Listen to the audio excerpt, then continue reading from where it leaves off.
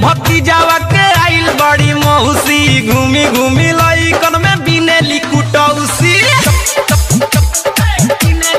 आए हाय होली में भतीजावा के आइल बड़ी मौसी घूमी घूमी लइकन में बिनेली कुटौसी।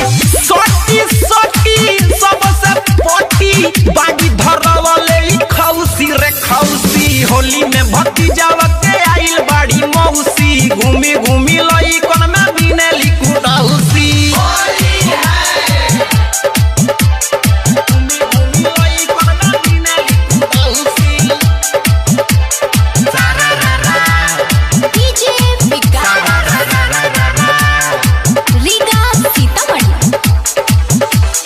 चाहे डॉक्टर होके चाहे काम पाउडर रंग छोड़ी रगड़े ले चिसिन पाउडर। आए हाय चाहे डॉक्टर होके चाहे काम पाउडर रंग छोड़ी रगड़े ले चिसिन पाउडर।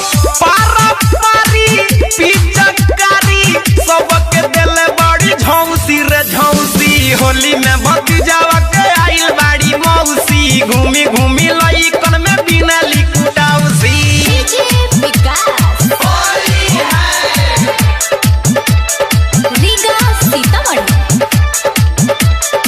आप सुन रहे हैं अमित पटेल की आवाज में। अरे पुआ पूरी तरुआ खाता बाड़ी खाना होली में अमितावा के सुनो तारी गाना।